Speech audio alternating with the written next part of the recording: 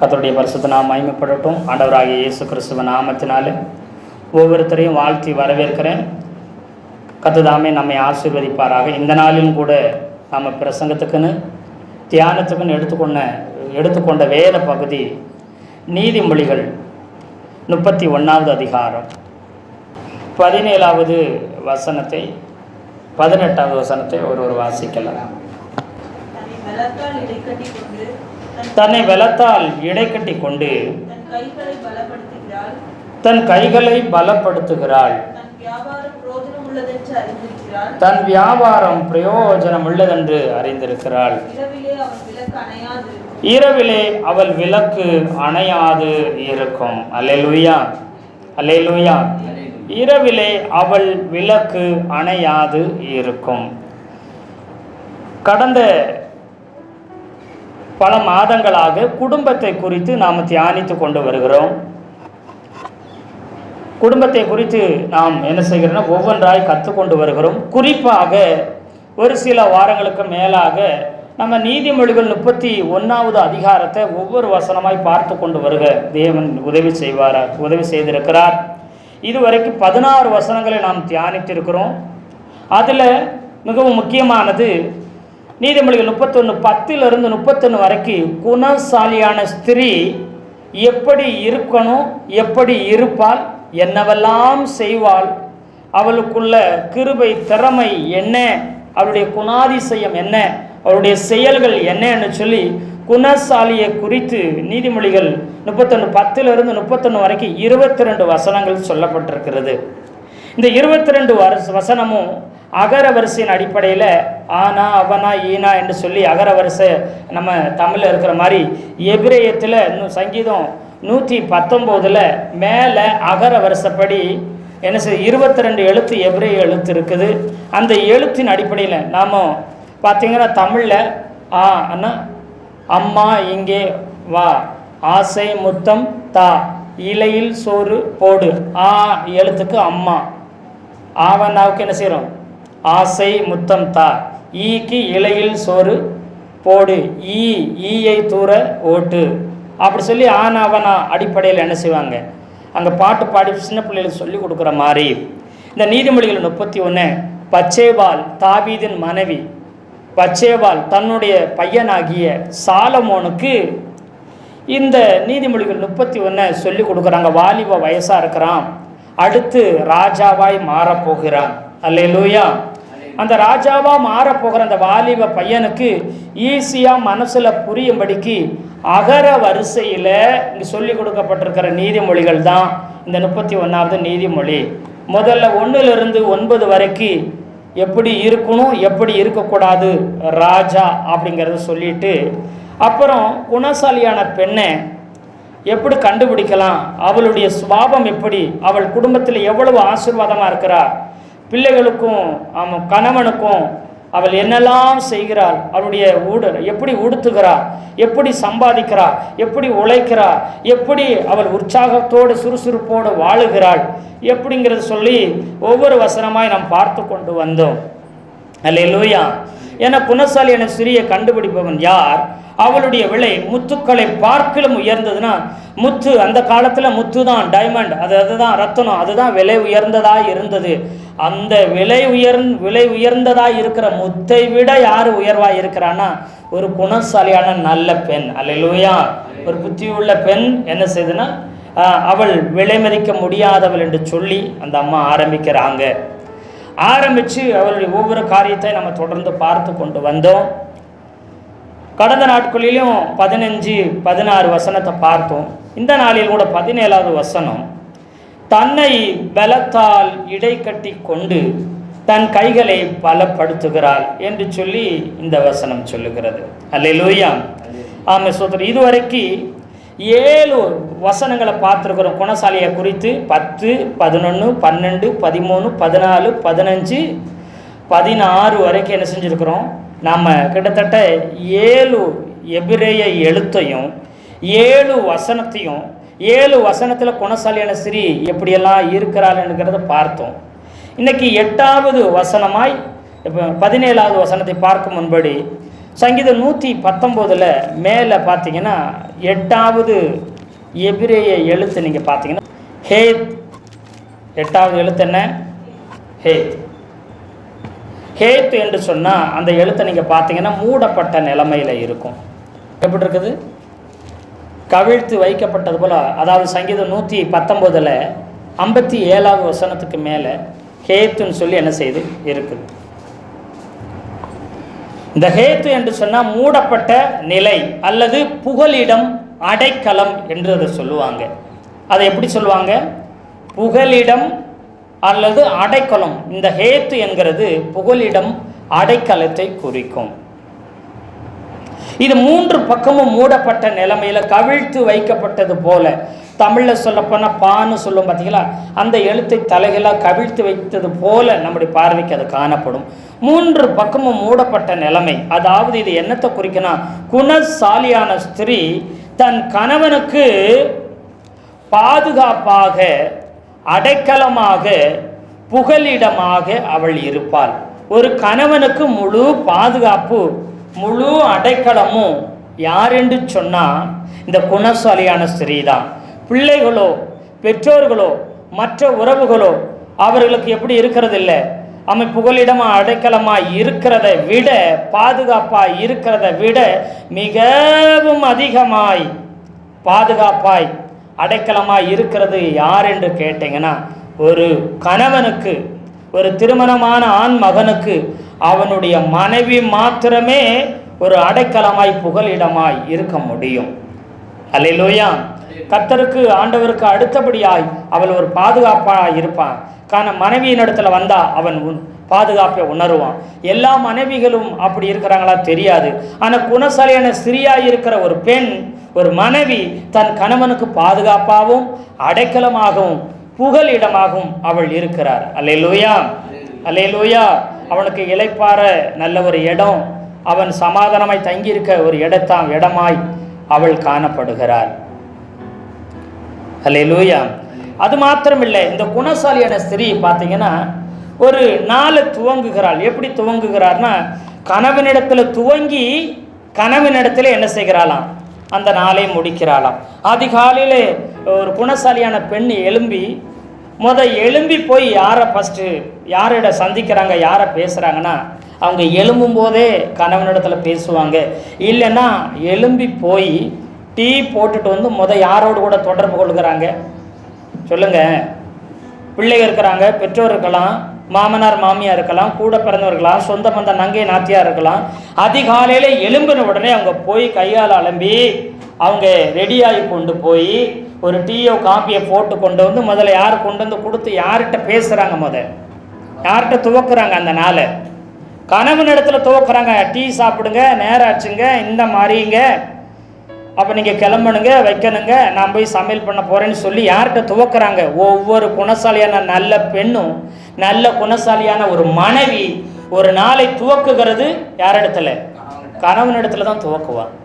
முடிக்கும் பொழுதும் ராத்திரியில் யாரோடு தான் அந்த நாளை முடிக்கிறான்? கணவனோடு தான் அந்த வாழ்க்கையை, இந்த நாளையே முடிக்கிறான். அதற்கு முன்பதாக அவள் தேவனோடு ஜெபிக்கிற காரியங்கள், இடைபடுகிற காரியம் இருக்கும். அதே போல் இரவில் ஜெபித்து ஆண்டவரோடு தொடர்பு கொள்ள காரியம். ஆனால் மனிதர்களிடத்தில் முதல் துவங்குகிறது ஒரு மனைவி கணவனிடத்தில் தான் நாளை ஆரம்பித்து அவனிலே முடிக்கிறாள். அல்லேலூயா. தன்னுடைய கணவனுக்கு அவ்வளவு முக்கியத்துவம் கொடுக்கிறவளாய் அவள் இருக்கிறாள். இந்த நீதிமொழிகள் 31:17 தன்னை பலத்தால் இடைக்கட்டி தன் கைகளை பலப்படுத்துகிறாள் என்று சொல்லுது. இந்த நீதிமொழிகள் 31:17 பார்த்தீங்கன்னா இந்த வசனத்தை தன்னை பலத்தால் இடைக்கட்டினா அதுக்கு மேலே உள்ள வசனங்கள் எல்லாம் நீங்கள் கவனித்து பார்த்தீர்கள் என்று சொன்னால் திரளான வேலைகளை அவள் செய்கிறார். என்ன வேலை செய்கிறான்னு சொன்னால் 13ஆம் வசனத்தில் ஆட்டு மயிரையும் சணலையும் தேடி ஆட்டு மயிரை வச்சு உள்ளன் கம்பளி சொற்று தைக்கிறார். சணலை தேடி காட்டன் சட்டை நம்ம சொல்லணும்ல, பருத்தி அடையலை, அதுபோல் என்ன செய்கிற காட்டன் என்ன செய்கிற ட்ரெஸ்ஸுகளை உருவாக்குகிறார். இந்த சணல் ட்ரெஸ்ஸு வெயில் காலத்துக்கு ரொம்ப நல்லது. ஆட்டு மயில செய்கிற உள்ளன் கம்பளி சொற்று அது குளிர்காலத்துக்கு நல்லது. அதை தேடி ரெடி பண்ணி கொண்டு வந்தது கையினாலே.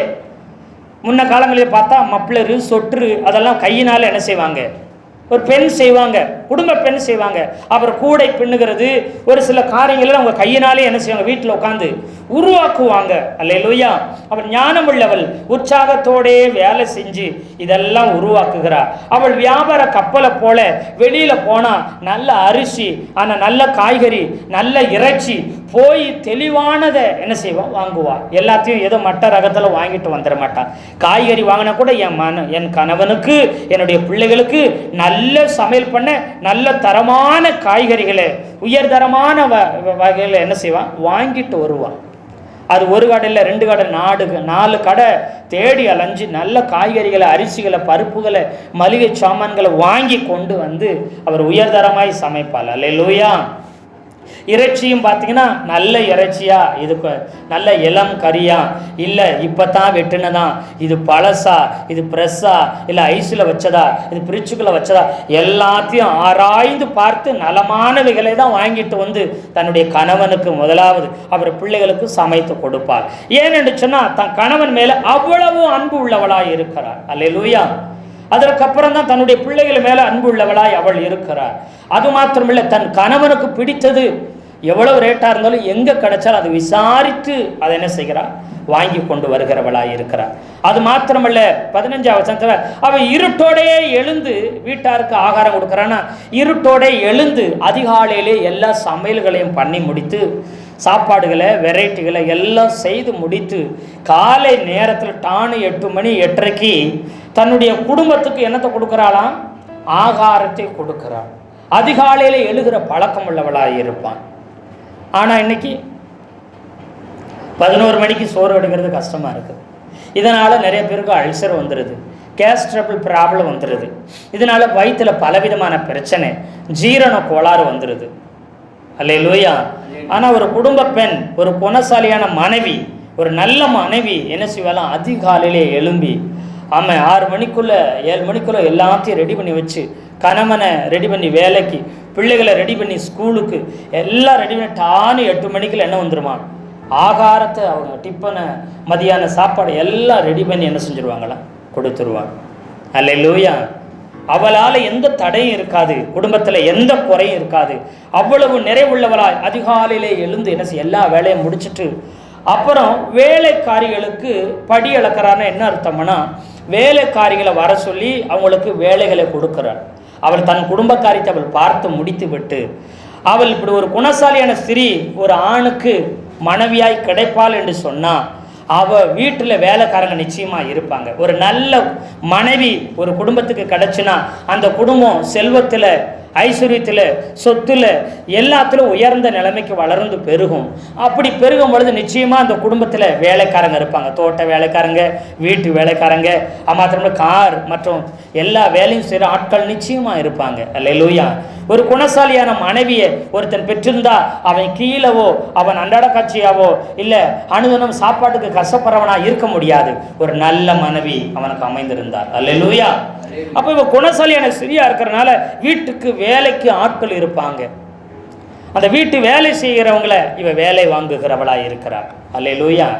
வேலை செய்ய வைக்கிறவளா இருக்கு. அவங்கள நீ இந்த வேலை செஞ்சிரு, இந்த வேலை செஞ்சிருன்னு வேலையை பகுத்து கொடுக்கிறார். அது மாத்திரமில்லை, வேலை முடிஞ்சு போகும் பொழுது அவர்களுக்கு படி அளக்கிறாள். அல்லேலூயா. அல்லேலூயா. அவள் கையினால் சம்பளம் கொடுக்குறா, கையினால் பொருட்களை, கையினால் ஆகாரத்தை என்ன செய்கிற, படி அளந்து அவள் அனுப்புகிறவளாக இருக்கிறார். அல்லேலூயா. இத்தனை வேலைகளையும் அவள் செய்கிறாள். அது மாத்திரமல்ல, 16ஆம் வசனத்தில் ஒரு வயலை விசாரித்து வாங்குகிறாளாம். கணவன் பிஸ்னஸ் பண்ண, தொழில் பண்ண என்ன செய்கிறான், வெளியில் போய் ஒரு வியாபாரம் பண்ண, தொழில் பண்ண, ஃபேக்ட்ரி, கம்பெனின்னு 100கணக்கான பேரை, 50 பேரை, 10 பேர்னு வேலை வாங்குகிறதுக்கு வேலை செய்ய அங்கே கம்பெனிக்கு போயிட்டா, இந்த அம்மா என்ன செய்யணும்னு சொன்னால், இந்த அம்மா வயலை விசாரித்து வாங்குமா. கடையில் போய் அந்த அரிசி இந்த அரிசி வாங்கக்கூடாது. சொந்தமாக நமக்கு என்ன இருக்கணும், வயல் இருந்தால் தரமான நல்ல அரிசி கிடைக்கும். என் கணவனும் என் பிள்ளைகளும் நல்ல ஆகாரங்களை என்ன செய்வாங்க, சாப்பிடுவாங்க. நல்ல சாப்பாடு சாப்பிடணும். அதனால் என்ன தேவையாம், வயல் தேவைன்னு வயல் போய் வாங்க போவாள். அது எப்படி வாங்குகிறாளாம், விசாரித்து வாங்குவாளாம். அதை நீங்கள் துணிமணி கடைக்கு போங்க, காய்கறி கடைக்கு போங்க, எந்த கடைக்கு எங்கே போனாலும் பெண்கள் வாங்குறதுக்கும் ஆண்கள் வாங்குறதுக்கும் வித்தியாசம் இருக்கும். ஆண்கள் போனோன்னே இது எவ்வளோமா, அதில் அரை கிலோ, அதில் 1/4 கிலோ, அதில் ஒரு 100, அதில் ஒரு 200ங்க, லிஸ்ட்டாக படப்படன்னு வாசி இதெல்லாம் போட்டுருங்க அப்படின்றவோம். ஆமாவா இல்லையா? ஆனால் இது ஒரு பெண் வாங்க போனால் என்ன செய்யும்? வெண்டைக்காயை அப்படி ஒரு ஒடி, தக்காளி நல்லா இருக்கா அப்படி உருட்டி பார்க்கும்.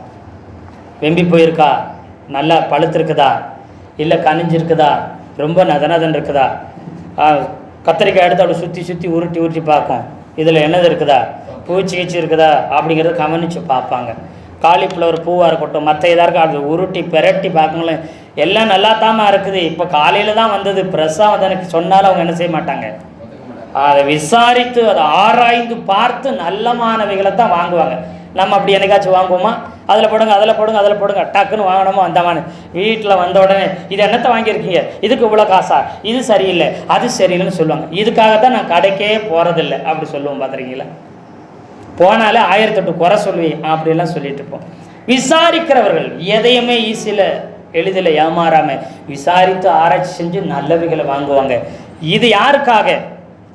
தனக்காக அல்ல, தன்னுடைய கணவனுக்காகவும். முதல்ல தான் கணவன் நன்மையானதை சாப்பிடணும், நல்லதை உடுத்தணும், நல்லபடியாக வாழணும்னு அவன் நினைக்கிற நல்ல குடும்ப பெண் அவள். அல்லேலூயா. அப்போ வயலை விசாரித்து வாங்குறா. அது மட்டுமல்ல, தன் கைகளின் சம்பாத்தியத்தினாலே இவள் வீட்டில் உட்காந்துட்டே பிஸ்னஸ் பண்ணுறா, வீட்டில் உட்காந்தே வேலைகளை செய்கிறா, எதையாவது உருவாக்கி தயாரித்து விற்று கொண்டிருக்கிறா. கைத்தொழிலை செய்து அவள் சம்பாதித்து திராட்சை தோட்டத்தை என்ன செய்கிறாளாம், கணவனுடைய சம்பளத்தில் திராட்சை தோட்டத்தை வாங்குறா, வயல்வெளியை வாங்குறா. இவருடைய சம்பாத்தியத்தில் திராட்சை தோட்டத்தை நட்டுகிறாளாம், அதில் விவசாயம் செய்கிறா இவருடைய சம்பாத்தியத்தில் வச்சு. அல்லேலூயா. இவள் உட்கார்ந்து கொண்டே சம்பாதிக்கிறம்மா. அல்லேலூயா. எல்லாத்தையும் சமாளிக்கிறாங்க. எத்தனையும் செஞ்சு சோர்ந்து போயிடுவாங்க. இப்போ சாயங்காலம் கணவர் வேலையை முடிச்சுட்டு, பிஸ்னஸை முடிச்சுட்டு, தொழிலை முடிச்சுட்டு வீட்டுக்கு வரும் பொழுது இந்த கை சோர்ந்து அவள் வாடி இருக்க மாட்டான். தன்னை பலத்தால் இடை கட்டி தன் கைகளை பலப்படுத்துகிறார். இங்கே என்ன சொல்லுதுன்னா, பலன் தன்னை பலத்தால் இடை கட்டுகிறதுனா, நீதிமொழிகள் 31 அந்த 3வது வசனத்தை ஒருத்தங்க வாசிங்க. ஸ்ரீகளுக்கு உன் பலனையும் கெடுக்கும். இங்க ஸ்ரீகளுக்கு உன் பலனியம்னு சொல்லுது. இந்த ஸ்ட்ரென்த்து தான், இந்த பலன் தான் இங்க 17வது வசனத்துன்னு சொல்லப்பட்டிருக்குது. காலையில் அதிகாலையிலிருந்து சாயங்காலம் வரைக்கும், இரவு வரைக்கும் எல்லா வேலையும் ஓடி செஞ்சு நான் முற்றிலும் சோர்ந்து போயிட்டேன், எனக்கு வேலை செய்கிறதுக்கே ஆள் வேணும், எனக்கு என்ன செய்யணும், செய்கிறதுக்கு ஆள் வேணும்னு ஒரு குடும்ப பெண், ஒரு நல்ல குணசாலியான பெண் என்ன செய்ய மாட்டா, சொல்ல மாட்டாளாம். எல்லாம் செஞ்சு ஓஞ்சிருந்தாலும் தனக்குன்னு கொஞ்சம் பலத்தை ஒதுக்கி வைத்திருப்பாள். தன்னுடைய கணவனை, ஆமாம், எல்லா வேலைகளும் செய்து முடித்துட்டு வர்ற கணவனை அன்போடு சந்தோஷத்தோடு மகிழ்ச்சியோடு வர வைக்கணும். அல்லேலூயா. அதனால் அவள் கையில் பார்த்து சொல்லுவாளாம், இந்த கை தொங்கி போய் கிடக்குமா, நாள் முழுக்க வேலை செஞ்சு கையை பார்த்து பேசுவாளாம், என்னுடைய கணவன் வரும்பொழுது கையே நீ தொங்கி கீழே கிடக்கக்கூடாது, நீ சோர்ந்து கிடக்கக்கூடாது, என்னை பார்த்து, என் கைகளை பார்த்து, என் முகத்தை பார்த்து என் கணவன் சோர்ந்து போய்விடக்கூடாது. இவ்வளவு பிரயாசமாக யாருக்காக தான் படுகிறேன், என்னுடைய கணவனுக்காக தான் படுகிறேன். அதனால என் கையே நீ பலப்படு, தொங்கி கிடக்கக்கூடாது. வீட்டுக்கு வர்ற என் கணவனை கையை நீட்டி அன்போடு என்ன செய்யணும், சிரிச்ச முகமாக வரவேற்கணும்னு சொல்லுவாளாம். அல்லேலூயா சொல்லுங்களேன். கைகளை பார்த்து பேசுவாள், தன்னை பார்த்து பேசுவாள். நாம் பலவீனமாய் சோர்ந்து இருக்கக்கூடாது, நாம் பலத்தோடு இருக்கும்னு சொல்லி தன்னைத்தானே பலப்படுத்தி கொள்ளுவாள். அல்லேலூயா சொல்லுங்களேன். அல்லேலூயா. அது மாத்திரமல்ல, தன் கணவனுக்கு சொல்லி தனக்கு பலனை ஒதுக்கி வைத்திருப்பாள். தன் கணவனிடத்தில் சாக்கு போக்கு சொல்ல மாட்டா, நான் சோர்ந்து இருக்கிறேன், நான் பலவீனமாக இருக்கிறேன் அப்படி சொல்லி தன்னை ஒதுக்கி கொள்ள மாட்டாள். அல்லேலூயா. இத்தனை பிரயாசமும் இத்தனை கஷ்டமும் உங்களுக்காகத்தான் சொல்லி தன்னை பலத்தால் எடை கட்டுக்கொள்ளி தன்னை பலனுள்ளவளாய் மாற்றிக்கொண்டு தன் கணவனோடு மிகவும் அன்பிலும் சந்தோஷமாய் இருப்பாள். அல்லேலூயா சொல்லுங்களேன். அல்லேலூயா. காலையில் எப்படி உற்சாகமாக ஆரம்பித்தாலோ அதே போல் ராத்திரியில் என்ன செய்வாள், உற்சாகத்தோடே தன்னுடைய வாழ்க்கையை என்ன செய்கிறாள், ஒவ்வொரு நாளும் துவங்கி முடிப்பாள். ஒரு நாளும் சோர்வை காமிக்க மாட்டான்.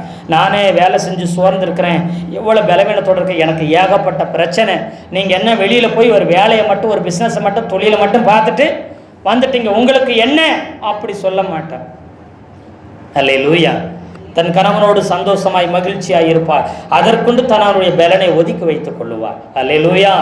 1000 வேலை இருந்தாலும் தன் பலனை ஒதுக்கி வைத்து எப்பொழுதும் கணவனோடு சந்தோஷமாய் ஆரம்பித்தால் அதிகாலையில், அதுபோல ராத்திரியில் சந்தோஷத்தோடே அந்த நாளை முடிப்பார், ஒரு குறைவும் இல்லாதபடி. அல்லேலூயா.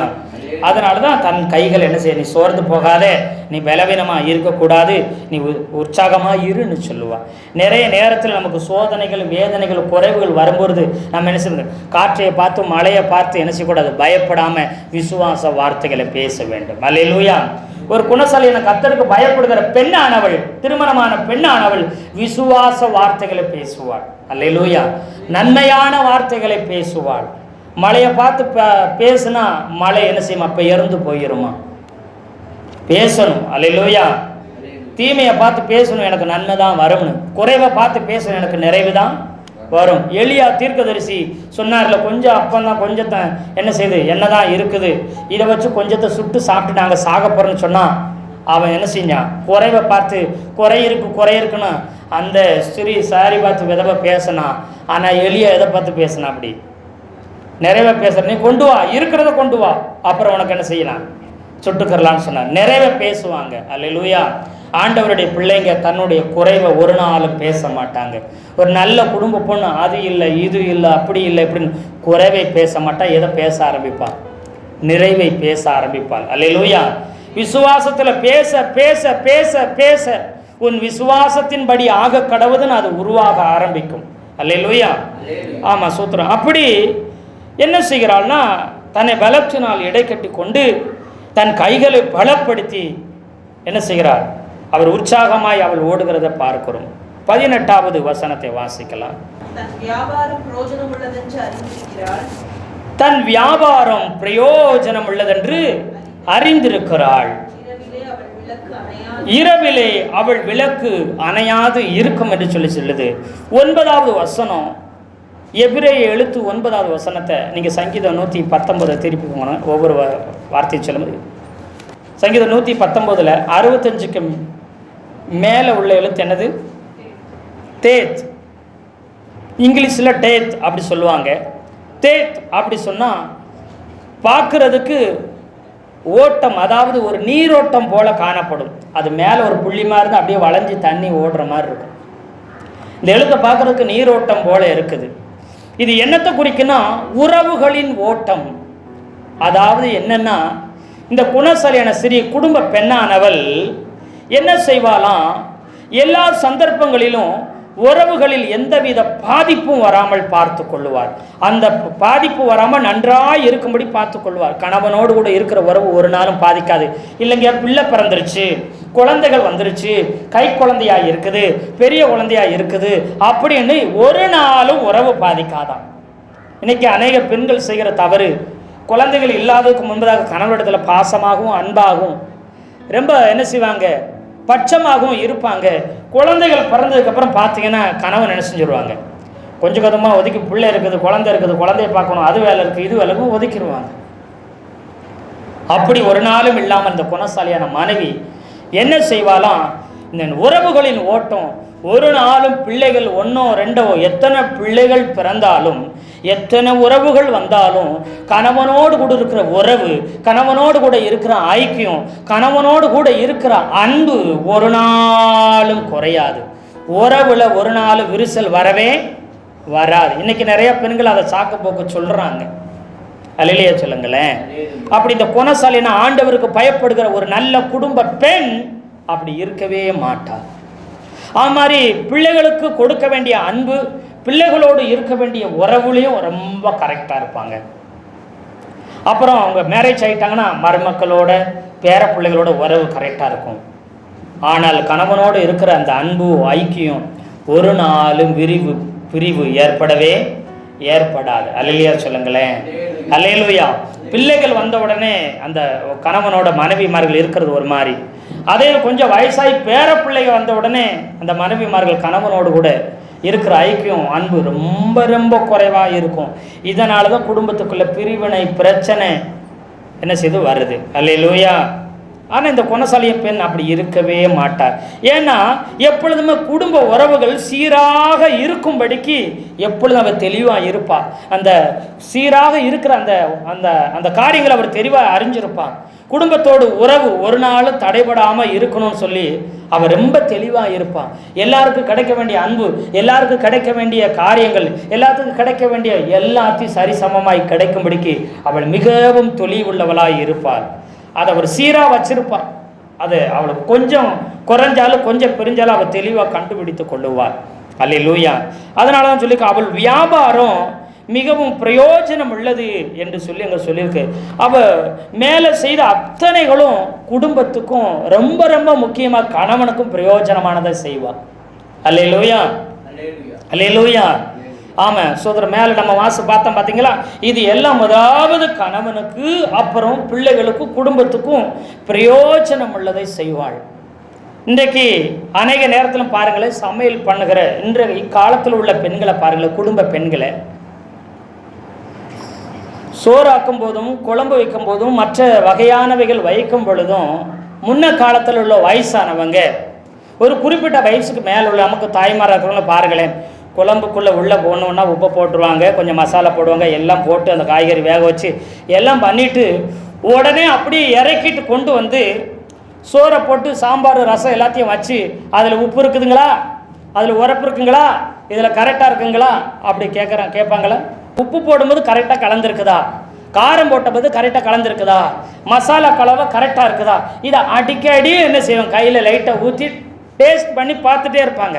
இன்றைக்கி உள்ளவங்க எல்லாம் அப்படியே உள்ள அள்ளி எரிஞ்சிட்டு எல்லாம் கொதித்து நுரதல்னதுக்கப்புறம் கொண்டு வந்து பார்த்துட்டு எப்படி குழம்பு நுரதல்ன மாதிரி இப்போ வீட்டுக்காரனுக்கு நுரதல்ல தானே பார்த்து தான் பிள்ளைகளுக்கே ஊற்றுறது. அவருக்கு நுரதல்லாமல் இருந்தால் ரொம்ப சந்தோஷம். அவர் சாப்பிடும்போது அப்படியே மூஞ்சி சிலிப்பார், ஏன் உப்பு இருக்குதா, உரப்பு கரெக்டாக இருக்குதா, புளிப்பு கரெக்டாக இருக்குதா, மசாலா கலவை அளவாக இருக்குதுங்களா அப்படின்னு யார்கிட்ட கேட்குறது சொல்லுங்க? கணவன்கிட்ட கேட்குறது. அதாவது விஷப்பரீட்சை. யாருக்கு? ஒவ்வொரு வேளை சாப்பாடும் ஒவ்வொரு தடவை சாப்பிடும்போது விஷப்பரீட்சை இப்போ உள்ள கணவன்மார்களுக்கு. இதுக்கு முன்னாடி உள்ள காலத்தில் உள்ள கணவர்களுக்கு விஷப்பரீட்சை கிடையாது, விருந்து. அவங்களுக்கு முன்னாடி என்னது, விருந்து வச்சாங்க. குணசாலியான பெண்கள், நல்ல குணமுள்ள மனைவிகள் விருந்து வச்சாங்க. அதை சாப்பிட்டாலே இன்னும் கொஞ்சம் கூடும் இன்னும் கொஞ்சம் கூடுன்னு வாங்கி சாப்பிட்ற நிலைமை இருந்துச்சு. இன்னைக்கு ஒவ்வொன்றையும் வாங்கி டேஸ்ட் பார்த்து முகத்தை சொல்லிச்சு, ஐயோ வேண்டாம், ஐயோ வேண்டாம், வேண்டவே வேண்டாம், இதுவே ரொம்ப அதிகம் பதற மாதிரி ஆகிப்போச்சு. குணசாலிக்கும் ஒரு சாதாரண பெண்களுக்கும் உள்ள வித்தியாசம் இதுவே. ஏன்னா நான் கொடுக்க போகிற சாப்பாடு, நான் கொடுக்க போகிற குழம்பு, நான் கொடுக்க போகிற ஒவ்வொரு வெரைட்டியும் எனக்கு மிகவும் பிடித்த, நான் மிகவும் மதிக்கிற, விலையேறப்பட்ட என்னுடைய கணவனுக்கு இதை கொடுக்குறேன். அதனால் என் சிறந்த கணவன், என் நேசத்திற்குரிய கணவனுக்கு இதை கொடுக்க போகிறேன். அதனால் ரொம்ப இது சிறப்பாக இருக்குன்னு ஒவ்வொரு தடவையும் அதை டேஸ்ட்டு பார்த்து பார்த்து பார்த்து அவங்க எதிர்பார்க்குற நல்ல டேஸ்ட்டு வர்ற வரைக்கும் அந்த குழம்ப பக்குவமாக செஞ்சு கொண்டு வந்து இறக்கி வைக்கும் பொழுதே என்ன செய்யணும்? ஆமாம். ஆனால் இன்னைக்கு அப்படி இல்லை. இதெல்லாம் எங்கே இருக்குன்னா பைபிளில் இருக்குது. ஆண்டவர் எழுதி வைத்திருக்கிறார். இன்னைக்கு நாம் எப்படி இருக்கிறோம்? அதற்கு நிறைய சாக்கு போக்குகளை சொல்லிட்டு இருக்கிறோமா? இதை ஆண்டவர் ஏற்றுக்குருவாரா? ஏற்றுக்கொள்ள மாட்டார். எல்லாம் எழுதி வச்சிருக்கிறேன் விவரமா. அப்போது ஒவ்வொன்றையும் பார்த்து பார்த்து பார்த்து செய்கிறவள் இவள். ஒரு குறைவு இருக்கக்கூடாதுன்னு நினைக்கிறவ. அப்போ கணவனை எவ்வளவாய் மதிப்பாள்? ஆண்டவருக்கு அடுத்தபடி கணவனை மரியாதையும் மதிப்பும் மிகுந்த உயர்வாய் நினைப்பாங்க. நேசத்துக்குரியவங்களாக பார்க்குறாங்க. அதனால் அவங்களுக்கு கொடுக்குற எல்லாமே ரொம்ப பெஸ்ட்டாக இருக்கணும்னு நினைக்கிறாங்க.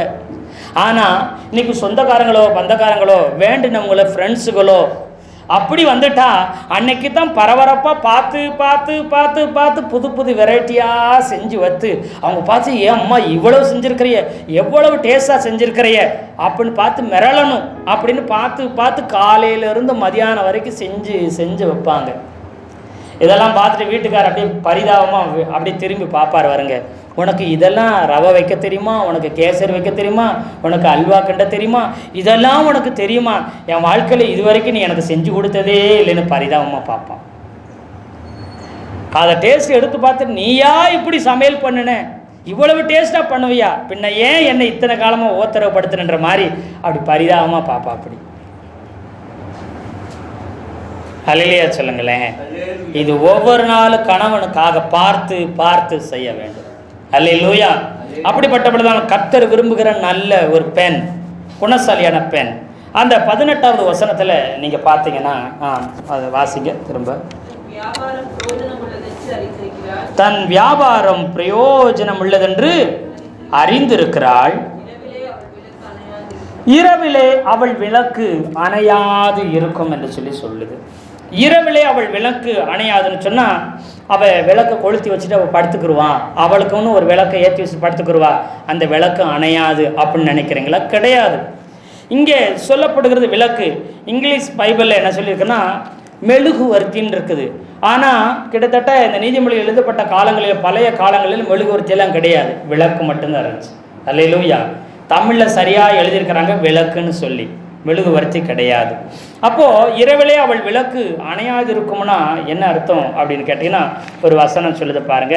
நீதிமொழிகள் 20வது அதிகாரம் 27வது வசனத்தை ஒரு வாசிக்கலாம். மனுஷனுடைய ஆவி கர்த்தர் தந்த தீபமாய் இருக்கிறது, அது உள்ளத்தில் உள்ளவைகள் எல்லாம் ஆராய்ந்து பார்க்கும். அல்லேலூயா. இந்த 20-27 மனுஷனுடைய ஆவி கர்த்தர் தந்த தீபம் அல்லது கர்த்தர் தந்த விளக்காய் இருக்கிறது. மனுஷனுக்குள் உள்ள ஆவியத்தான் இது சொல்லுது, பரிசுத்த ஆவியை சொல்லல இந்த வசனம். மனிதன் ஆவியாக இருக்கிறான். இந்த உடம்புக்குள்ள என்னுடைய ஆவி இருக்குது. இந்த சரீரத்துக்குள்ள மனுஷன் ஆவியா இருக்கிறான். அந்த ஆவி எங்க இருக்குது? இந்த உடம்புக்குள்ள இருக்குது. அவன் சரீரத்தில் வாழ்கிறான். அவனுக்குள்ள ஒரு மனம் இருக்குது, இருதயம் அவனுக்குள்ள என்ன செய்யுது? இருக்குது. அல்லேலூயா. பாருங்க, சரீரத்துக்குள்ள நான் உயிரோட வாழ்றேன். மனுஷனா யார் நினைக்கிற? இந்த சரீரம் கிடையாது, சரீரத்துக்குள்ள உள்ள மனுஷன் தான் நான். மனுஷன் ஆவியா இருக்கிறான். அந்த ஆவி மனுஷன் எங்க இருக்கிறேன்? இப்போ நான் எங்க இருக்கிறேன்? நான் ஆவி மனுஷன். இப்போ எதுக்குள்ளே இருக்கேன்? என் சரீரத்துக்குள்ளே இருக்கிறேன். ஒரு நாள் மரணம் வரும்போது என்ன செய்யும்? சரீரத்தை விட்டு என்ன செஞ்சிருவேன்? வெளியில் போயிடுவேன். அப்புறம் இது பொம்மையாயிரும். ஆமாவா இல்லையா? இது மண் பொம்மை மாதிரி மாறிடும். இதால் என்ன செய்ய? பேச முடியாது, அப்புறம் சிரிக்க முடியாது, யோசிக்க முடியாது, நடக்க முடியாது, எதையும் செய்ய முடியாது. ஏன்னா இது மண்ணிலிருந்து வந்த இந்த உடம்பு மண்ணுக்கே திரும்ப என்ன செஞ்சிடும்? உண்மையான மனுஷன் யாருன்னா இதுக்கு இந்த உடம்புக்குள்ளே இருக்கிறது தான் நான் உண்மையான மனுஷன். நீங்கள் பார்க்குறது வெளியில் உள்ளதை மட்டும்தான் பார்க்குறீங்க. ஆவி மனுஷனாக இருக்கிறான். இங்கே இந்த வசனம் சொல்கிறதும் என்னென்னா, மனுஷனுடைய ஆவி கர்த்தர் தந்த விளக்கு மாதிரி இருக்குது. இருட்டில் இருக்கிறது எல்லாமே இந்த விளக்கு என்ன செய்யும்? வெளிச்சம் போட்டு காண்பிக்கும். இந்த மனுஷனுடைய ஆவி தான் எல்லாவற்றையும் ஆராய்ந்து பார்க்கிறதற்கு அது உதவியாக இருக்கிறது. அல்லேலூயா. இந்த விளக்கு நீங்கள் கவனித்து பாருங்கள். விளக்கு நீங்கள் கவனித்து பார்த்தீங்கன்னா விளக்கு இருக்கும். அந்த விளக்குக்குள்ளே எண்ணெயை ஊற்றுவாங்க. அப்புறம் திரியை ஏற்றி வச்சு அதில் என்ன செய்ய? தீயை கொளுத்தி வச்சா அந்த விளக்கு எரியும். வெறும் விளக்குன்னு சொல்லிட்டு அந்த அந்த விளக்கு மட்டும் எடுத்து வச்சுட்டு நீங்கள் தீ வச்சு கொளுத்துனா எரிஞ்சிருமா? எண்ணெயை ஊற்றாமல் திரியை வைக்காமல் கொளுத்துனா எரியுமா? எரியாது. அதுக்குள்ளே எண்ணெயும் இருக்கணும், அதுக்குள்ளே திரியும் இருக்கணும். அப்போ தான் அந்த விளக்கை எரிய ஆரம்பிக்கும், ஒளி கொடுக்க ஆரம்பிக்கும். அல்லேலூயா, அல்லேலூயா. அதே போல் இந்த குணசாலியான ஸ்திரீ இது எதை குறிக்குன்னு சொன்னால், இவள் தேவனோடு கூட இணைஞ்சு இருக்கிறவளாக இருப்பாள். இரவிலே அவள் விளக்கு அணையாதுன்னு என்னென்னா, ராத்திரி நேரத்தில் தேவனோடு கூட ஜெபிக்கிறவள். எண்ணெய் அப்படிங்கிறது அபிஷேகம். அல்லேலூயா. எண்ணெய் இருந்தால் தான் அந்த விளக்கு எரியும். இங்கே 10 கன்னிகளுடைய சம்பவத்தில் பார்த்தீங்கன்னா 5 பேர் புத்தி உள்ளவங்க, 5 பேர் புத்தி இல்லாதவங்க. அவங்கக்கிட்ட விளக்கு இருந்துச்சு, எது இல்லை? திரியும் இருந்துச்சு, எது இல்லை? எண்ணெய் இல்லை. இப்போ விளக்கு இருக்குது, எண்ணெயும் இருக்கணும், திரியும் இருக்கணும். அதை விட ரொம்ப முக்கியம், அது எரியணும். எரியிற விளக்கு வச்சிருக்கிறவங்க மட்டும்தான் மணவாளன் எடுத்துக்கொண்டு போனார். அப்போ எண்ணெய் இல்லாமல் விளக்கு எரியல, அணைஞ்சு போச்சு. அவங்களால போக முடிஞ்சிச்சா? போக முடியாது. இங்கே குணசாலியான சிறியனுடைய விளக்கு அணையாதுன்னா என்ன அர்த்தம்னா, காலையில் அதிகாலையிலேருந்து ராத்திரி வரைக்கும் எல்லா வேலையும் செஞ்சு எல்லாத்தையும் செய்து முடித்து விட்டு அவள் இரவிலே ஜெபம் பண்ண ஆரம்பிப்பாள். ஜெபம் பண்ணுவாள். கணவன், அப்புறம் பிள்ளைங்க, அப்புறம் உறவு, தன்னுடைய எல்லாத்துக்காக ஜெபம் பண்ணுவான். அவள் இவ்வளவு வேலை இருக்குங்க, எனக்கு ஜெபம் பண்ணுறதுக்கு நேரமே இல்லைன்னு சொல்ல மாட்டாங்க. கணவனை பார்க்கணும், பிள்ளைகளை பார்க்கணும், வேலையை பார்க்கணும், சாப்பாடு வைக்கணும், சுத்தம் பண்ணணும், துவைக்கணும், இத்தனையும் செஞ்சுட்டு எங்கெங்க ஆண்டவரோடு நேரம் எனக்கு இருக்குன்னு சொல்ல மாட்டா. எப்பொழுதும் தேவனோடு கூட தொடர்புள்ளவளாய் இருப்பாள். அல்லேலூயா, அல்லேலூயா. அவள் ஜெபிக்கிறவளாய், தேவனோடு கூட உறவாடுகிறவளாய், தேவனோடு எப்பொழுதும் அவர் அமைசுத்தர ஐக்கியம் கொண்டவளாய் அவள் விளக்கு எரிந்து கொண்டே இருக்கும். அவள் வெளிச்சத்தில் அநேகர் வாழும்படிக்கு, அல்லேலூயா, குடும்பத்தில் இருளை வரவிட மாட்டா, எரிந்து கொண்டே இருப்பாள். இருள் வந்தாலே அங்கே வேதனையும், அங்கே பிரச்சனையும், அங்கே வியாதியும், அங்கே சாபமும் குடும்பத்துக்குள்ள வரும். இவள் ஒரு விளக்காய் இருக்கிறாள். இந்த வசனத்தின் அடிப்படையில் தான் ஒரு சில என்ன பெண் குடும்ப சொல்லுங்க, ஒரு குடும்பத்துக்கு குத்து விளக்கு யாருங்க? பெண்ணை சொல்லுவாங்க. இவள் விளக்கு அணையாது இருக்கும். இவள் விளக்கு போல குடும்பத்துக்கு ஒளி கொடுக்கிறவள். இருளை உள்ள வரவே விட மாட்டா. ஏன்னா ஜெபித்து ஜெபித்து தேவ சமூகத்தில் அமர்ந்து ஆண்டவரோட எப்பொழுதும் இயேசுவோட தொடர்புள்ளவளாக இருப்பா. அதனால கெட்ட சக்திகளோ, கெட்ட வல்லமைகளோ, பிரச்சனைகளோ, போராட்டங்களோ, குறைவுகளோ குடும்பத்துக்கெல்லாம் வரவே விட மாட்டா. அல்லேலூயா சொல்லுங்களேன், அல்லேலூயா சொல்லுங்களேன், அல்லேலூயா.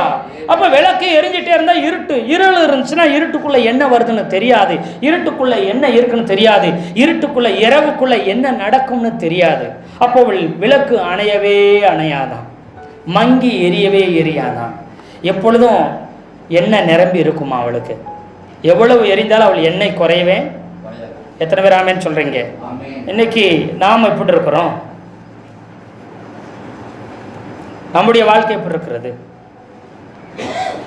இதற்கு அவள் என்ன செய்யணும்? அதிகமாய் கர்த்தருடைய சமூகத்தில் ஜெபிக்கிறது மாத்திரமில்லை, அதிகமாய் கர்த்தருடைய வசனத்தை கேட்க ஆரம்பிப்பாள்.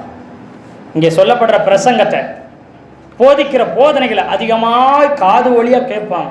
அது காது வழியா போய் மறு காது வழியா என்ன செஞ்சிடக்கூடாது, வெளியில போகாம காதுல கேட்டு எங்க வரணும்? இருதயத்துக்குள்ள, உள்ளத்துக்குள்ள, மனதுக்குள்ள அது தங்க வைக்கணும். அல்லேலூயா, ஆமை சூத்திரம். ஏன்னா இருதயத்திலிருந்து ஜீவ ஊற்று புறப்படுகிறதுன்னு சொல்லுது. உள்ளத்திலிருந்து ஜீவ நதி பாயுமா. எங்கிருந்து பாயுமா? உள்ளத்திலிருந்து, இருதயத்திலிருந்து தான் ஜீவ ஊற்று புறப்படுதான். அல்லேலூயா. அந்த ஊற்று எப்படி புறப்படும்? கர்த்தருடைய வசனத்தை, ஆவியும் ஜீவனாய் இருக்கிற வசனத்தை காது வழியை கேட்டு அது அப்படியே நேர உள்ளுக்குள்ள இருதயத்துக்குள்ள போய் தங்கி அந்த வசனம் வேலை செஞ்சு அப்படியே வெளியில புறப்படும் போது அது ஆசீர்வாதமாய் மாறிவிடும். அல்லேலூயா. அது வாழ வைக்கிறதா மாறிடும், அந்த குடும்பத்தை ஆசீர்வதிக்கிறதாய் மாறிவிடும். அல்லேலூயா. அதிகமாக இவள் வசனத்தை கேட்டு, அவன் கண்ணால பார்த்து வசனத்தை படித்து காதால கேட்டு அதை இருதயத்துக்குள்ள கொண்டு போய் தன் வாழ்க்கையில் அதை அபியாசப்படுத்தி விடுவாள். அல்லேலூயா. அபியாசப்படுத்தி குடும்பத்தில் ஆசீர்வாதத்தை கொண்டு வரும்படி செய்வாள். இன்னைக்கு நிறைய பேர் பிரசங்கம்னாலே கஷ்டம், வசனத்தை படிக்கிறதுனாலே ரொம்ப ரொம்ப கஷ்டம், வசனத்தை பார்த்தாலே தூக்கம். ஆமாவா இல்லையா? என்ன வருதுங்க? வசனத்தை கேட்டாலோ, வசனத்தை பார்த்தாலோ, வசனத்தை படித்தாலும் என்ன வந்துடுது? தூக்கம் வந்துடுது. அப்போ தூங்கினவங்க கிட்ட போய் ஏன் தூக்கம் வருதுன்னா, ஒருத்தவங்க உறங்கிட்டு இருக்கிறாங்க நல்லா, அவங்க பக்கத்தில் போய் நீங்கள் உட்காந்து பேசிகிட்டே இருங்களேன், அவங்க ஒன்றாச்சும் கேட்பாங்களா? அவங்க காது செவிட்டுக்காதா? காது செவிட்டுக்காதான்னு கேட்டேன். காது நல்லா கேட்குது, ஆனால் தூங்கிட்டு இருக்கிறாங்க. காதில் பிரச்சனை இல்லை, இப்போ தூங்கிட்டு இருக்கிறாங்க. இப்போ நீங்கள் எவ்வளோ நேரம் பேசினாலும், நீங்கள் என்னதான் சொன்னாலும், தூங்குகிறவங்க காதில் போய் என்னத்தை சொன்னாலும் அவங்களுக்குள்ள ஒன்றும் போகவே போகாது. இது எப்படின்னு கேட்டிங்கன்னா, ஒரு விதை இருக்குது, அந்த விதையை நிலத்தில் போடுறீங்க, அந்த நிலத்துக்குள்ளே அந்த வசனம் போகலைன்னா, அந்த விதை உள்ளே போனோன்னா, மண்ணுக்குள்ளே விதை போடலன்னா முளைக்குமா? மேலேயே கிடக்குது, உள்ளே புதையவே இல்லை. அது முளைக்குமா? எத்தனை வருஷம்னாலும் முளைக்குமா? முளைக்காது. ஒரு சிலர் 10 வருஷம், ஒரு சிலர் 20 வருஷம், ஒரு சிலர் 25 வருஷம் சர்ச்சுக்கு வருவாங்க, அவங்க வாழ்க்கை மாறாது. அன்னைக்கு 20 வருஷத்துக்கு முன்னாடி எப்படி பார்த்தோமோ அதே மாதிரி புலம்பிட்டு, அதே மாதிரி கஷ்டம், அதே மாதிரி நிலைமையிலே இருப்பாங்க. அவங்க வாழ்க்கை மாறி இருக்குமா? மாறவே மாறி இருக்காது. நான் இதே ஒரு 20 வருஷத்துக்கு முன்னாடி நான் சாதாரண ஒரு சண்டேஸ் கிளாஸ் ஸ்டூடெண்ட்டாக இருந்தேன். அப்புறம் என்ன செஞ்சேன்னா சண்டேஸ் கிளாஸ் உதவி ஆசிரியராய் மாறினேன். விசுவாசியாக இருந்துக்கிட்டு உதவி ஆசிரியராய், சண்டேஸ் கிளாஸ் டீச்சரா, அப்போ விபிஎஸ் நடத்துகிற தலைவராய், அப்புறம் பார்த்தீங்கன்னா ஊழியத்துக்கு, அப்புறம் பார்த்தீங்கன்னா உடன் ஊழியராய், அப்புறம் பார்த்தீங்கன்னா சபை பாஸ்டரா. இப்போ என் வாழ்க்கை 20 வருஷத்தில் வளர்ந்துருக்குதா சொல்லுங்க? சண்டேஸ் கிளாஸ் ஸ்டூடெண்ட்லேருந்து இன்னைக்கு சபை ஊழியக்காரனாக என் வாழ்க்கை எப்படி வந்திருக்குது? வளர்ந்துருக்குது. இப்போ நம்ம வாழ்க்கை எப்படி இருக்குது? 20 வருஷத்துக்கு முன்னாடி இருந்த அதே நிலைமை, அதே புலம்பல், அதே கஷ்டம்னா என்ன அர்த்தம்னா, நீங்கள் காது வழியாக கேட்ட வசனத்தை, பிரசங்கத்தை, சத்தியத்தை நீங்கள் எங்கே கொண்டு போகலன்னா, இங்கே கொண்டு போகலையா? இருதயத்துக்குள்ளே கொண்டு போகல. இருதயத்துக்குள்ளே கொண்டு போனால் தானே இன்னைக்கு நீங்கள் அதெல்லாம் கேட்டு உள்ளே வச்சா தானே, சே இவ்வளவு நாளாக நான் இப்படி இருந்திருக்கிறேனே, இப்படி ஒரு நாள் நான் இருக்கக்கூடாது. இப்போ குணசாலியான ஸ்திரியை மட்டும்தான் பேசிட்டு இருக்கிறோமா? இயேசுநாதர் மணவாளனா இருக்கிறார். நாமெல்லாம் யாராக இருக்கிறோம்? ஆணு பெண்ணு எல்லாமே சபையாக உள்ள எல்லாரும் யாராக இருக்கிறோம்? மணவாட்டியாக இருக்கிறோம். அப்போ நம்மளும் என்ன செய்யணும்? ஒவ்வொரு ஆண்களும் என்ன செய்யணும்? தன்னுடைய விளக்கம் அணையக்கூடாது. எப்பயும் ஏசப்பாவோட தொடர்பில் இருக்கணும். உங்களுக்கு வேலை இருக்கலாம், தொழில் இருக்கலாம், குடும்பம் இருக்கலாம், குட்டி இருக்கலாம், பிள்ளைகள் இருக்கலாம், வருமானம் இருக்கலாம், எது இருந்தாலும் உங்கள் விளக்கு எப்பவுமே என்ன செஞ்சிடக்கூடாது? அபிஷேகம் என்ன குறைஞ்சிடக்கூடாது. ஆண்டவருடைய தொடர்பு விட்டுவிடவே கூடாது. இது பெண்களுக்கு மட்டும் பிரசங்கம் கிடையாது, ஒவ்வொரு ஆண்களுக்குரிய பிரசங்கம். உங்கள் வாழ்க்கையில் முன்னேற்றம் வரலையா? காரணம் பாசு சரியில்லை, சபை சரியில்லை, ஊழியம் சரியில்லை அப்படின்னு குறை சொல்லிட்டே இருந்தேன்னு வச்சுக்கோங்க, நீ சரியில்லை. அல்லேலூயா. அப்போ என்ன அர்த்தம்னா, 20 வருஷம் பிரசங்கம் கேட்டேன், ஒரு வார்த்தை கூட எனக்குள்ள போகலை. அல்லேலூயா. ஆமாவா இல்லையா? அல்லேலூயா. நீ கடன் கொடுப்பாய், நீ கடன் வாங்க மாட்டா, நீ கடன்காரனா இருக்க மாட்ட. கடன்காரனா இருந்தாலும் கர்த்தர் உன்னை அதை ஆசீர்வதிச்சு உன்னை பொருளாதாரத்தை பெருக பண்ணி கடன் கொடுக்குறவனா மாற்றிடுவார். இந்த வசனம் எல்லாத்துக்குமே தெரியும். நீ வாளாகாமல், நீ கீழாகாமல், நீ கடன் கொடுக்க மாட்டாய் அநேகருக்கு, நீ அநேக ஜாதிகளை ஆளுவாய்னு தெரியும். வசனமெல்லாம் தெரியுது. இது எங்கே இருக்கணும்? இருதயத்துக்குள்ளே இருந்து அது அப்படியே வெளியில் வெளிப்படணும். ஒரு சிலர் தோண்டி புதைச்சி வச்சுறாங்க. முழுசாக புதைச்சிட்டா என்ன செய்யும்? விதைக்கணும். நம்ம என்ன செஞ்சிடறோம்? புதைச்சிட்டாலும் செத்து போயிடும். உள்ள முங்காமல் வெளியில் கடந்து காஞ்சி செத்து போயிடும். கரெக்டாக விதைக்கணும். அல்லேலூயா. இப்போ நாம் சொல்லணும்னா, கடன்காரனாக இருக்கக்கூடாது, ஏழைக்கு இறங்கணும், என்ன செய்யணும்? வாரி இறைக்கணும், என்ன செய்யணும்? உதவி செய்கிறவனாக இருக்கணும். அப்படி என்னை ஆசீர்வதிங்கன்னு அந்த வசனத்தை சொல்லி சொல்லி நான் அநேக ஜாதிகளை ஆளுவேன், நான் அநேகருக்கு கடன் கொடுப்பேன் அப்படின்னு என்ன அர்த்தம்னா, நான் நிறைய பேருக்கு வட்டி கொடுவேன்னு அர்த்தம் கிடையாது. நிறைய பேருக்கு உதவி செய்கிறவனா என் வாழ்க்கை என்ன செஞ்சிடும்? மாறும். எனக்கு குறை இருக்காது, எனக்கு பட்டினி வறுமை இருக்காது, எனக்கு தரித்திரம் இருக்காது. ஏன்னா ஏழைக்கு இறங்குறவன் கர்த்தருக்கு கடன் கொடுக்குறான்னு வசனம் சொல்லுதே. நான் எப்போ கடன் கொடுக்க முடியும்? எப்போ ஏழைக்கு இறங்க முடியும்? என் கையில் இருந்தால் தானே நான் கொடுக்க முடியும். எனக்கே இல்லாமல் இருந்தால் அந்த வசனம் என் வாழ்க்கை நடக்காமல் போயிருமே. இதெல்லாம் உள்ளே கொண்டு போய் அதை யோசித்து தியானித்து செபிக்கணும். அப்போது நீ கொடுக்குறவங்களா மாறிடுவீங்க. எத்தனை பேர் ஆமேன்னு சொல்கிறீங்க? வியாதியை உன்னை விட்டு விளக்குவேன்னு வசனம் சொல்லியிருக்குதா? வியாதி மனுஷனுக்கு வரலாம், அது நிரந்தரமாக இருக்கக்கூடாது. அல்லேலூயா. வியாதி எனக்கு வராது, வியாதி எனக்கு வரக்கூடாது, வந்தாலும் வியாதியை உன்னை விட்டு என்ன செய்வேன்? விளக்குவேன்னு சொல்லியிருக்கிறாரு. வியாதி என்னை விட்டு விலகும், நான் தீர்க்காயுசோடு இருப்பேன், நான் பூரண ஆயுசோடு இருப்பேன். நான் ஆண்டவர் சொன்ன மாதிரி 70, 80, 90 ஆண்டவர் எனக்கு தீர்க்காயுசு தான் என்ன செய்வார்? காலங்கள் மாறலாம், என்ன சாப்பாடு மாறலாம், நிலைமைகள் மாறலாம், எது மாறினாலும் வசனம் மாறுமா? அல்லேலூயா. அன்னைக்கு தீர்க்காயுசை தருவன்னு சொன்னாரு, அதே வசனம் தான் இன்னைக்கு இருக்குது. அன்னைக்கு சொன்ன நிறைவேறின வசனம் இன்னைக்கு நிறைவேறும். அந்த வசனம் மாறவே மாறாது. அப்ப எனக்கு தீர்க்காயுசு உறுதி. அதை விட்டுட்டு எங்கள் தாத்தா எத்தனை வயசில் செத்து போயிட்டாரு, எங்கள் அப்பா எத்தனை வயசில் செத்து போயிட்டாரு, எங்கள் குடும்பத்தில் எத்தனை வயசில் செத்து போயிட்டாங்க, நானும் இவ்வளோ போயிடுவேன்னு சொன்னேன்னா சாவு வந்துடும். ஆனால் வசனத்தை பேச ஆரம்பிக்கணும், சொந்த அனுபவத்தை பேசக்கூடாது. உலக மனுஷங்க சொல்கிறத நீ கேட்கக்கூடாது, வசனம் என்ன சொல்லுதோ அதை நீ கேட்க ஆரம்பிக்கணும். எத்தனை பேர் ஆமேன்னு சொல்கிறீங்க? அல்லேலூயா.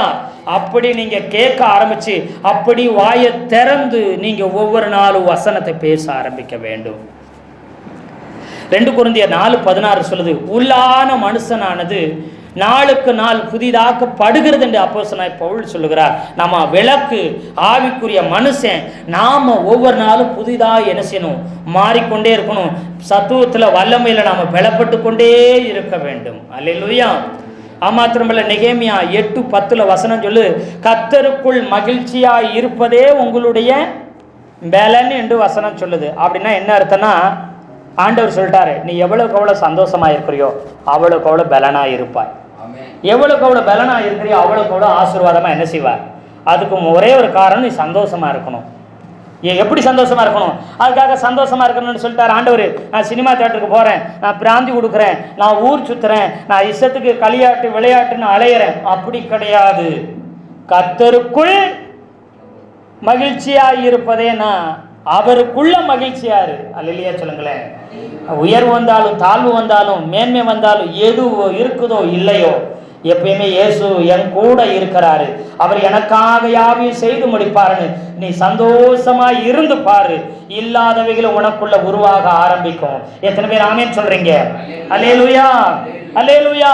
அப்படி சொல்ல ஆரம்பிங்க. அதுதான் கர்த்தருக்குள்ள மகிழ்ச்சி, அதுதான் கர்த்தருக்குள்ள பலன். அந்த பலன்ல நீங்க என்ன செய்யுங்க, பலப்படுத்துவார். கர்த்தர் உங்களை ஆசீர்வதிக்க ஆரம்பிப்பார்.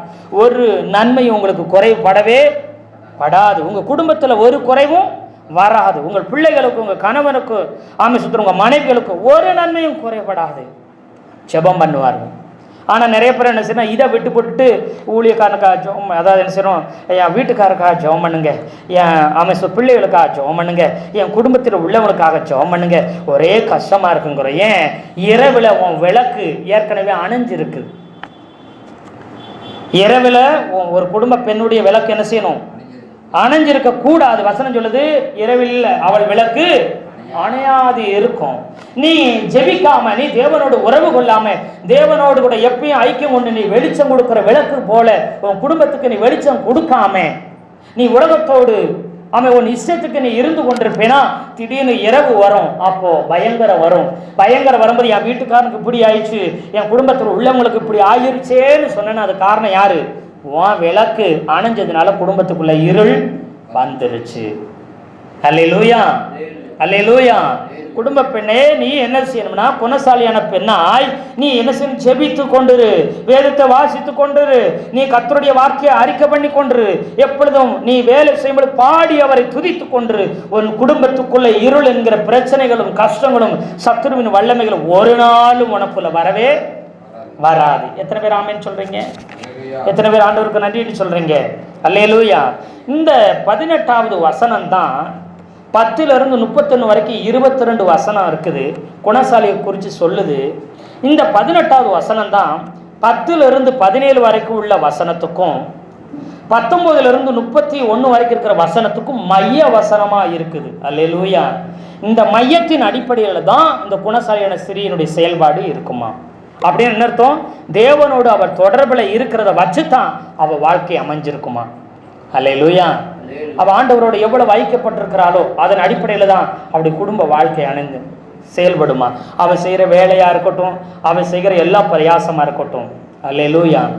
இதுவரைக்கும் என்ன செய்தாலோ அது இந்த வசனத்தின் அடிப்படையில் தான் அவள் செயல்படுகிறதா இருக்கிறது. அல்லேலூயா. சங்கீதம் நமக்கு கண்ணை மூடிட்டு சொல்லுவோம், சங்கீதம் 1 நமக்கு எல்லா வசனமும் என்ன செய்யும், எல்லாருக்கும் தெரியும். 1வது வசனம், 2வது வசனம், 3வது வசனம். ஒருத்தர் 1வது வசனத்தை வாசிக்கலாம். துன்மார்க்கருடைய ஆலோசனை நடவாமல். அப்படின்னா துன்மார்க்கன் சன்மார்க்கன் அப்படின்னா என்ன? துன்மார்க்கன் தேவனை அறியாதவனுடைய ஆலோசனை என்ன செய்யாத, நடக்காத. என் வீட்டுக்காரனை நான் கையில் முடிஞ்சு வச்சிருக்கிறேன், முந்தானியில் முடிஞ்சு வச்சிருக்கிறேன், என் பிள்ளைகளை இந்த மாதிரி நான் நடத்துகிறேன், என் மாமியார்ட்டு நான் இப்படித்தான் இருப்பேன், என் அம்மாட்ட என் நங்கையார் நாத்தனார் கூட இப்படித்தான் இருக்கணும் அப்படின்னு என்ன செய்வாங்க? உலக மனுஷவங்க, வயசானவங்க, பாட்டி தாத்தாக்க, உங்கள் சொந்தக்காரங்க ஆலோசனை கொடுப்பாங்க. அவங்க அனுபவத்தை ஆலோசனையாக சொல்லுவாங்க. அதை உடனே மனசுக்குள்ள வச்சுட்டு புருஷனை படுத்தக்கூடாது, பிள்ளைகளை அப்படியே இது பண்ணக்கூடாது. அல்லேலூயா சொல்லுங்களேன். துன்மார்க்கமான ஆலோசனை, உலக ஆலோசனை எல்லாமே, ஆண்டவருக்கு பயந்து உண்மையாய் வாழாதவங்களுடைய ஆலோசனை எல்லாமே துன்மார்க்கமான ஆலோசனை. அதை கேட்டு அந்த வழியில நீ நடக்காத. அப்புறம் துன்மார்க்குடைய ஆலோசனையில் நடவாமலும் பாவிகளுடைய வழியில் இல்லாமன்னா இப்படிப்பட்ட பாவியானவர்கள் வழியில் நீ என்ன செய்யாத. இப்படிப்பட்ட மனுஷர்கிட்ட போய் நீ உட்கார ஆரம்பிச்சால என்ன இருக்கும்? அவங்களுடைய ஆவி அடிக்கும், உன் குடும்பத்துக்குள்ள பிரச்சனை வரும். அல்லையே சொல்லுங்களேன். நான் பாருங்க, ஒரு சேலை வாங்குறதுக்கு, ஒரு துணிமணி வாங்குறதுக்கு, நான் விரும்பினது வாங்குறதுக்கு என் புருஷன்ட்டு அப்படியே அழுது அடம் பிடிச்சி நான் இது பண்ணுவேன். 2 தடவை பார்ப்பாரு, 3 தடவை அவரே சலிச்சு நொந்து கடனாயாச்சும் வாங்கி எனக்கு அந்த பொருளை வாங்கி கொடுத்துருவாரு. நான் ஃப்ரிட்ஜ் வாங்கியிருக்கிறேன், வாஷிங் மிஷின் வாங்கியிருக்கிறேன், ஏசி மாட்டியிருக்கிறேன். எப்படி எங்கிட்ட இருக்கவா செய்யுது? நீங்கள் சொல்லுவீங்க, இல்லை எங்கிட்டெல்லாம் அந்த அளவு வருமானம் இல்லைங்க, எங்கள் வீட்டுக்காருக்கு அந்த அளவு வருமானம் இல்லைங்க, அதெல்லாம் வாங்க முடியாதுங்க, அது கையில் கிடைக்கும். எந்த காலத்தில் நீ வாங்குறதுக்கு? எங்கள் கையில் நான் அப்போ காசு இருந்துட்டா வாங்கணும்? நான் இப்படி அடம் பிடிச்சேன், இப்படி தொந்தரவு பண்ணேன். அப்புறம் போய் அவர் வாங்கிட்டு வந்துட்டார், கம்முன்னு இன்ஸ்டால்மெண்ட்டில் வாங்கிட்டு வந்துட்டாருங்க, கடனை உடனே வாங்கிட்டு வந்துட்டாருங்க. நீ வாங்க தெரியல, உனக்கு பிழைக்க தெரியலன்னு என்ன செய்வாங்க? அப்படி சொல்ற ஆளுகிட்ட போய் நீ உட்காந்தானே என்ன ஆகும்? நீ உட்காந்தானே நீ என்ன செய்வே? அப்புறம் என்ன செய்ய? வீட்டுக்காரன் வந்த உடனே முதல் பேச்சு தான் இருப்பாங்க, அவங்க அது வாங்கிட்டாங்களாங்க, இது அது வாங்கியிருக்கிறாங்களா, அவங்க உங்களை விட சம்பளம் கம்மி தானாங்க, அவங்க வருமானம் தான் கம்மி தான், ஆனால் அவங்களே வாங்கிட்டாங்க, நம்ம ஏங்க வாங்கக்கூடாது, நீங்கள் ஏங்க தயங்குறங்க? அவங்க வாங்குறான்னா நம்மளால வாங்க முடியாது, வேண்டாம் அப்படிலாம் இருக்கக்கூடாதுன்னு சொல்லிட்டு போனால் ஒரு தடவை 2 தடவை அப்படியே சோறை வச்சாலும் குழம்பு வச்சாலும் மூஞ்சி இழுத்துக்கிட்டே வைக்கிறது, சரியாக பேசுறது இல்லை. என்ன உனக்கு இப்போ என்ன ஆச்சு திடீர்னு இப்படி மூஞ்சி இழுத்துட்டு இருக்கிறேன்னு கேட்பா. அப்படி அப்புறம் கொஞ்சம் கொஞ்சமாக இதுக்காகத்தான் அப்படி சொல்லிட்டு உங்களுக்கே தெரியாதா அப்படி சொல்லி வம்படியாக வாங்குறது. அப்போ பாவிகளுடைய வழியில் போய் நீ உட்காந்துட்ட. அடுத்த வீட்டு நாய், அந்த நாயை, இந்த நாயத்தை, இவங்களை பேசிட்டு இருப்பாங்க பாவிகள். அதில் போய் உட்காந்துன்னா அந்த ஆவி உனக்கு அடிச்சிடும். அப்போ குடும்பத்துக்குள்ள பிரிவினை வந்துடும். அல்லேலூயா. அடுத்து உட்காராமல் பரியாசம் பண்றவங்க, பரியாசம் பண்ணி தூற்றுவாங்க. கணவருக்கே மரியாதை இருக்காது, மாமியாரை பரியாசம் பண்ணுவாங்க, பிள்ளைகளை, நங்கேற சொந்த உறவுகளை பாருங்க ரொம்ப பரியாசம் பண்ணி எகத்தாலம் பண்ணி கிண்டல் கேலி பண்ணி சிரிப்பாங்க. அவங்க கடக்கா அப்படி என்ன உங்க வீட்டுக்கார அப்படி அந்த ஆளுக்கு வேற வேலை இல்லை. அப்புறம் அவரை பார்த்தோம்னா ஏங்க வாங்கன்னு ரொம்ப பயப்படுறேன். சும்மா அதெல்லாம் ஒரு நடிப்பு தான், நம்ம காரியம் ஆகணும்னா அப்படித்தான் இருக்கணும் அப்படிம்பாங்க. அந்த வழியில நீ போய் நின்னா என்ன ஆகும்? பரியாசக்கார ஆவி வந்துடும். அப்போ மதிப்பு மரியாதை குடும்பத்துக்குள்ளே இருக்கவே, கிண்டலு கேலியும் வந்துச்சு. நாங்கள் என்ன செய்யும்? கோல்காரனுடைய வார்த்தை விளையாட்டு போல் இருக்கும், ஆனால் உள்ளத்தில் என்ன செய்யுமா? தைக்கும். அது ஒரு நேரத்துக்கு இல்லைன்னா ஒரு நேரம் உள்ள குத்தும் பாருங்க. கணவனுக்கு கோபம் வரும், என்ன செய்ய? உடனே சண்டை என்ன செஞ்சிடும்? வந்துடும். அல்லேலூயா, அல்லேலூயா. அப்போ இப்படிப்பட்டவங்களுடைய வழியில் நீ உட்காராத, நிற்காத, நடக்காதன்னு சொல்லிட்டு அடுத்த வசனம், இப்போ என்ன செய்ய? இரவிலே அவள் விளக்கு அணையாது. நல்ல குடும்ப பெண், ஒரு குணசாலியான ஆண்டவருக்கு பயப்படுற பெண் என்ன செய்வாளாம்? வழியில நிற்க மாட்டா, நடக்க மாட்டா, போக மாட்டா, உட்கார மாட்டா. இவன் என்ன செய்வானா? எங்க உட்கார்ந்துருப்பாங்களாம்? வேதத்தில் உட்கார்ந்துருக்கும். அதன்படி, வேதத்தின்படி என்ன செய்யுமா? துன்மார்க்குடைய ஆலோசனை நடக்காம எதன்படி நடக்குமா? சங்கீதம் 119:24. உம்முடைய சாட்சிகள் உம்முடைய சாட்சிகள் எனக்கு இன்பமும் என் ஆலோசனைக்காரருமா இருக்கிறது. அப்படின்னா சாட்சினா வேத வசனம், ஆண்டவருடைய வார்த்தை வந்து எனக்கு இன்பமா இருக்கும். அது மட்டுமில்ல எனக்கு ஆலோசனைக்காரராக இருக்குமா. இங்கிலீஷில் சொல்லுது ஆலோசனைக்காரர்கள் சொல்லுது. அதாவது நல்ல ஆலோசனை கொடுப்பாங்க. பார்த்தீங்களா? வேத வசனம் ஒரு ஆள் ஆலோசனை கொடுக்கறதெல்லாம் பல பேர் நல்ல ஆலோசனை கொடுக்குற மாதிரி எனக்கு வசனம் நல்ல ஆலோசனை கொடுக்குமா. நான் எங்கே போய் உட்காந்து ஆலோசனை கேட்குறேன்? துன்மார்க்கருடைய ஆலோசனையை கேட்டுட்டு இருக்கிறேன். ஆனால் எனக்கு ஆலோசனை எதுதான் கொடுக்கணும்? வேத வசனம், ஆண்டவருடைய வார்த்தை தான் எனக்கு ஆலோசனை கொடுக்கணும். அல்லேலூயா, அல்லேலூயா. ஆமாம், நல்ல ஆலோசனை தருகிறதுக்கு வேத வசனம் இருக்குது. துன்மார்க்கருடைய ஆலோசனை எனக்கு தேவை இல்லவே இல்லை. அப்போ நான் இரவும் பகலும் எதில் உட்காந்துருக்கணும்? வசனத்தை கேட்கறதுல உட்காந்துருக்கணும். வசனத்தை கேட்கறதுல, வசனத்தை ஆராய்ச்சி செய்யறதுல உட்காந்துருக்கணும். சோத்திரம். அப்படி இருக்கும்போது தான் இரவும் பகலும் தியானமா இருக்கிற மனுஷன் பாக்கியவான். அல்லேலூயா சொல்லுங்களேன். அல்லேலூயா, அல்லேலூயா. கர்த்தருடைய பரிசுத்த நாமம் மகிமைப்படுவதாக. சங்கீதம் 1:3 செல்வராஜ் ஐயா வாசிப்பார். அவன் நீர்க்கால்களின் ஓரமாய் நடப்பட்டு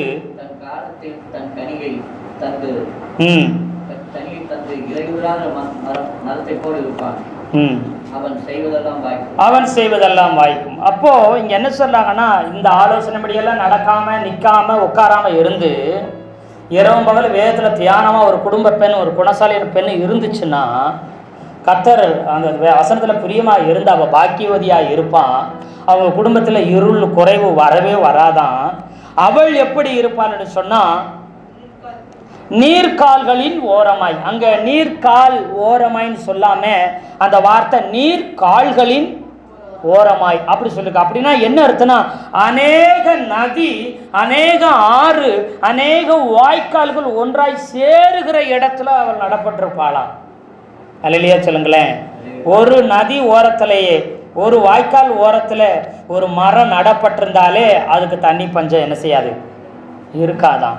ஆனால் இங்கே என்ன சொல்லுங்க, நீர்கால்களின் ஓரான பல வாய்க்கால்கள், பல நதிகள், பல ஆறுகள் ஓடுமா, அதன் நடுவில் அந்த ஓரமாக நடப்பட்டிருக்குமா. அதனால இது வத்தனா அது வத்தாது, அது வத்தனா இது வத்தாது அப்படி சொல்லி மாறி மாறி என்ன செய்ய நிறையா ஓடுறதுனால அதுக்கு பஞ்சமனா என்னன்னே தெரியாதான். அல்லேலூயா. குறைவுனா என்னன்னே தெரியாதான். எத்தனை பேர் ஆமென் சொல்றீங்க? அல்லேலூயா.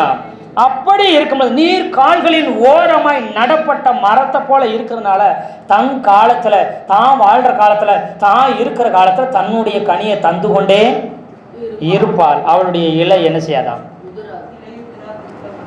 இதே போல ஒரு குடும்பத்தில் ஆணும் இருந்தான்னு சொன்னா, அந்த ஆலோசனைப்படியெல்லாம் நடக்காம இரவும் பகல வசனத்தை கேட்டு அதை தியானிச்சு அதை படிச்சு ஆராய்ச்சி செஞ்சு அவன் இருப்பான்னு சொன்னா, அவன் என்ன செய்வான், நீர்கால்கள் ஓரமா நடப்பட்டவனா இருப்பான். ஒரு நாள் பஞ்சமும் வறட்சியும் வாழ்க்கையில வரவே வராதது. கொரோனா வரலாம், கொள்ளை நோய் வரலாம், பூமி எதிர்ச்சி வரலாம், என்ன வந்தாலும் அவனுக்கு குறைவுங்கிறது வரவே, அல்லேலூயா, அப்படி வரவே வராது அவனுக்கு. அப்புறம் என்ன நடக்கும்னா, அவன் காலத்துல கனியை கொடுப்பான், செழிப்பா இருப்பான், ஆசீர்வாதமா இருப்பான், உயர்வா இருப்பான். அவனை ஒரு நாள் குறைவு நெருக்கவே முடியாது. அது மாத்திரம் அவன் இலை உதிராது இருக்கிற ஒரு இலை உழுறதுக்குள்ள 2 இலை துளிர்த்து வந்துடும். அல்லேலூயா சொல்லுங்களேன். அல்லேலூயா. அப்போ அவன் இலை உதிர்றது கூட தெரியாது. இலை உதிராத மரத்தை போல அவன் இருப்பான். அவன் செய்யறது எல்லாமே, அவன் தொழில் செய்வான் வாய்க்கும், வியாபாரம் செய்வான் வாய்க்கும், அவள் தொழில் செய்வாள் வாய்க்கும், அவள் வியாபாரம் செய்வாள் வாய்க்கும், அவள் ஜெபம் பண்ணா வாய்க்கும், நீங்கள் ஜெபித்தால் வாய்க்கும், நீங்க அது மாத்திரமில்லை நீங்க என்ன செய்தாலும் வாய்க்குமா. அல்லேலூயா சொல்லுங்களேன். கர்த்தருக்குள்ள, ஆண்டவருக்குள் பயந்து நீங்க எந்த காரியத்தை செஞ்சாலும் அது எல்லாமே சக்சஸ் ஆகும். தோல்விங்கிற வார்த்தை உங்க வாழ்க்கையில இருக்கவே இருக்காது. குறைவுங்கிற வார்த்தை உங்க வாழ்க்கையில இருக்கவே. அல்லேலூயா. கர்த்தர் என் மேய்ப்பராய் இருக்கிறார், நான் தாழ்ச்சி அடையேன்னா, கர்த்தர் என் மேய்ப்பராய் இருக்கிறதுனால எனக்கு குறைவு, எனக்கு தாழ்ச்சி வரவே வர முடியாது அப்படின்னு சொல்றாரு. அல்லேலூயா. அப்படிப்பட்ட வாழ்க்கை நமக்கு உண்டாயிருக்கும். அல்லேலூயா. ஒரு குணசாலியான ஸ்திரீயினால ஒரு குடும்பத்தில் இவ்வளவு நன்மைகளும் மேன்மைகளும் ஆசீர்வாதம் வருது. ஆவிக்குரியவர்களாய் மனவாட்டியாய் இருக்கிற ஒவ்வொரு ஆண்களும் நம்ம என்ன செய்யணும், எப்படி இருக்கணும், நம்ம விளக்கு அணையக்கூடாது. அல்லேலூயா சொல்லுங்களேன். அவரோடு தொடர்புல இருப்போம், ஜெபிப்போம், பிரசங்கத்தை நிறைய கேட்போம், வசனத்தை படிப்போம். புரியலையா, பிரசங்கத்தை நிறைய கேளுங்க. இங்கே இருக்கும்போதே கண்ணு கருத்தமாய் கவனமாய் கேட்கணும். அதோடு நின்றுடாம அங்கே போய் வீட்டில் டச் ஃபோன் வச்சுருப்பீங்கன்னா, ஆண்ட்ராய்டு ஃபோன் வச்சுருப்பீங்கன்னா அதில் போய் என்ன செய்ய, இந்த செய்திகளை திரும்ப திரும்ப கேட்கணும். நான் எப்படி இருக்கணும், என் குடும்பத்தில் எப்படி நான் இருக்கணும், என் கணவனுக்கு என் பிள்ளைகளுக்கு எப்படி இருக்கணும், என் மனைவிக்கு என் பிள்ளைகளுக்கு நான் எப்படி வாழணுங்கிறத என்ன செய்யணும், போய் கேட்டு கற்றுக்கொள்ள வேண்டும். அல்லேலூயா. அப்படி கேட்டு கற்றுக்கொள்ளும் போது ஒரு தலை சிறந்த குடும்பமாய், இயேசுநாதருக்கு பிரியமுள்ள குடும்பமாய் நாம் இருப்போம். அல்லேலூயா. நம்ம வாழ்க்கை பூமியிலே பரலோக வாழ்க்கையை அனுபவிக்கும்படிக்கு கர்த்தர் நமக்கு உதவி செய்வார். அல்லேலூயா. கர்த்தர் தாமே இந்த வார்த்தையில் கொண்டு நம்மை ஆசீர்வதிப்பாராக. ஆமேன், ஆமேன்.